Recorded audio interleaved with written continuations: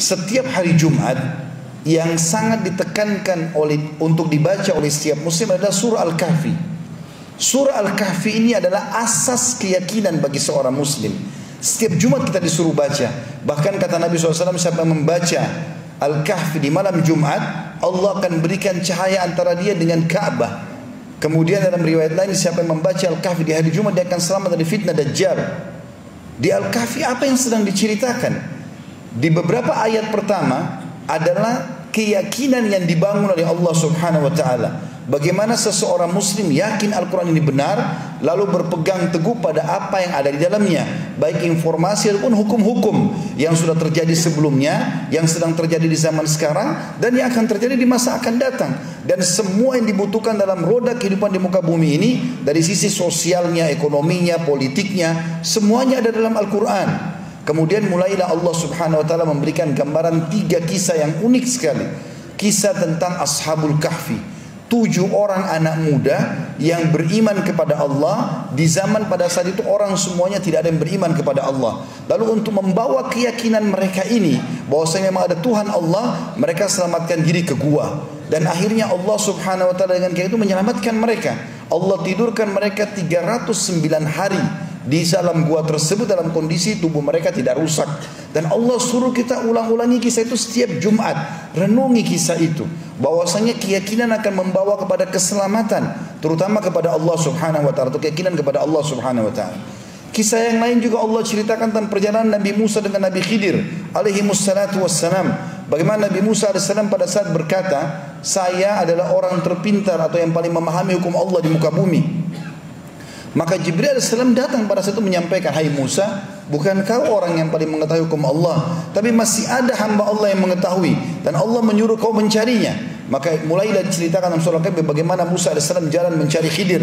Lalu pada saat bertemu dengan Khidir, dia minta, semoga engkau bisa mengajarkan kepadaku ilmu yang Allah ajarkan kepadamu. Apa kata Khidir? Tentang masalah pondasi keyakinan. Boleh kau belajar dengan aku, tapi dengan syarat, jangan bertanya apa yang aku lakukan sampai aku yang jelaskan.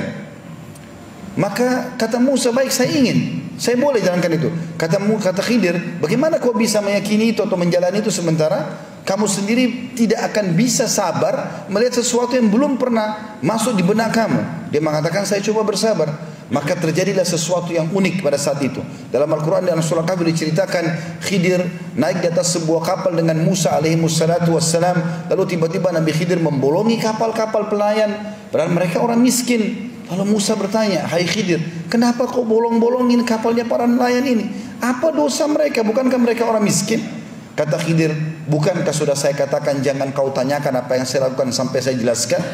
Maka kata Musa, baiklah, saya minta maaf. Lalu berjalan lagi sebentar, beberapa langkah, turun di sebuah lembah atau di sebuah kota atau sebuah desa. Tiba-tiba Nabi Khidir menangkap seorang anak kecil lalu membunuhnya. Maka Musa AS bertanya lagi, bagaimana bisa kau bunuh seorang anak kecil yang belum berdosa, belum balik?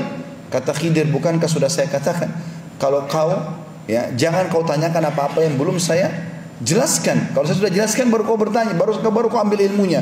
Maka kata Musa, baiklah, mulai sekarang saya tidak akan bertanya lagi. Sampai mereka berjalan, diringkaskan ceritanya dalam Al-Quran itu, bahwasanya mereka mampir di sebuah negeri atau sebuah kota. Lalu Nabi Khidir dan Nabi Musa minta tolong untuk nginap di kota itu. Di zaman dulu sebuah kota dibuatin sebuah benteng yang besar, ada pintu gerbang, mereka tidak bisa keluar dan masuk kecuali dengan izin pemilik benteng tersebut. Maka pada saat itu pun mereka menolak karena Musa dan Khidir dianggap orang asing di situ. Mereka tidak mau kedua orang ini nginap di situ. Maka yang terjadi, Khidir pun pada saat mau keluar melihat ada tembok mau rubuh. Oleh Nabi Khidir disentuh tembok tersebut, tiba-tiba jadi bagus kembali. Nabi Musa AS cuma kasih masukan saja. Lalu berkata, wahai Khidir, kalau kau mau, cukuplah perbaikan tembok ini, kita minta sebagai balasan jasa supaya kita diizinkan nginap di tempat ini. Kata Khidir AS, saya sudah katakan, hai Musa, sekarang saatnya kita berpisah. Saya sudah bilang jangan menjelaskan apapun atau bertanya sebelum saya jelaskan. Maka kata Khidir, maka sekarang saya akan jelaskan kepadamu kenapa saya lakukan ketiga perbuatan tersebut yang membuat kau tadi kaget itu. Yang pertama, saya membolongi kapal-kapal para nelayan yang miskin itu karena Allah telah memberikan kepada saya mukjizat, berita, karena Khidir AS juga seorang nabi, bahwasanya di situ ada raja zalim yang suka mengambil secara paksa kapal-kapal nelayan. Dan kalau dia melihat ada bolongan saja sedikit, dia tidak akan mengambil kapal tersebut. Allah suruh saya membolongin kapal-kapal itu, nanti nelayannya tinggal tambal sedikit saja. Tapi dengan itu mereka tidak kehilangan kapalnya. Anak kecil yang saya bunuh itu juga sesuai dengan perintah Allah. Karena anak itu sangat durhaka dengan kedua orang tuanya. Dan Allah menyuruh saya membunuhnya, maka pencipta dia menyuruh saya membunuhnya, maka tidak ada dosa bagi saya. Kemudian juga Allah ingin mengganti anak itu, kalau meninggal sebelum balik, maka dia akan selamat karena belum ada hukum padanya. Serta Allah gantikan buat kedua orang tuanya anak yang saleh, karena kedua orang tuanya orang saleh. Dan yang ketiga adalah saya memperbaiki tembok itu bukan karena saya berharap balasan, tapi di bawah tembok itu ada harta yang disimpan oleh ayah pemilik rumah itu. Jadi rumah itu rupanya dimiliki oleh dua anak yatim, ayahnya sudah meninggal. Di bawah tembok itu ayahnya meletakkan harta untuk kedua anaknya, tapi belum sempat dia jelaskan, kemudian dia meninggal dunia. Maka kalau rubuh tembok tersebut, masyarakat itu akan mengambil secara paksa. Maka saya disuruh oleh Allah perbaiki tembok tersebut sampai sudah bagus tembok itu, barulah kemudian nanti satu waktu kalau mereka dewasa Allah rubuhkan, harta itu akan dimiliki oleh anak yatim tersebut. Ini kisah kedua yang Allah ajarkan kepada kita setiap Jumat baca, sesuatu yang Allah tentukan dan terapkan walaupun mustahil di mata manusia, dibangun di atas pondasi keyakinannya. Dan yang ketiga kita tentang Zulkarnain, seorang raja yang berkuasa di muka bumi ini.